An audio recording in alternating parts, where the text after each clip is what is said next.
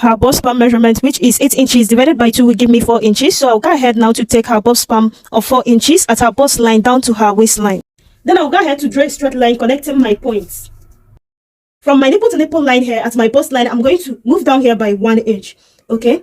Then to the center front, I'm going to move in here by ½ an inch at the under bust line.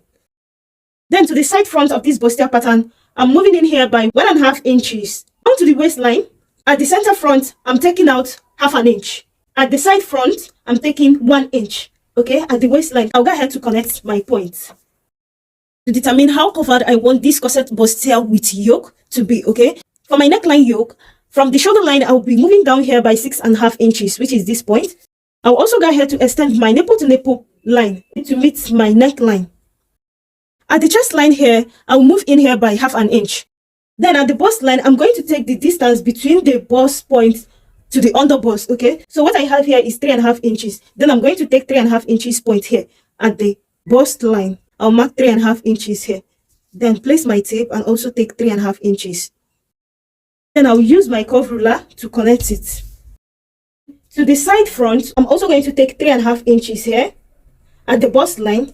At the chest line here, because this is the armhole line, I'm going to make it 4 inches, which is this point here. Then connect it, okay? From this, my dart leg created point. Then I'm going to create my dart at the nipple to nipple line, okay? So I'm going to take out ½ inch from both sides. From the bust point, I'm also going to go up here by ½ an inch. Then create my dart leg. Then connect my cup points. So guys, the next thing that we're going to do here now is to take our basic body measurement. So coming over to the bust line, her bust circumference of 36 inches divided by 4 is going to give me 9 inches. I will replace this dart space at the under bust to the bust line, okay? So what I have here as my dart space at the under bust is 2 inches. So I'm going to replace it here, okay? This point, then add 1 inch hemming allowance, okay? Then to the underbust, her underbust circumference of 30 inches divided by 4 is going to give me 7½ inches. And replace my dart space of 2 inches, then add 1 inch hemming allowance. To the waistline, her waist circumference of 28 inches divided by 4 is going to give me 7 inches. Then replace my dart space of 1½ inches, then add 1 inch hemming allowance.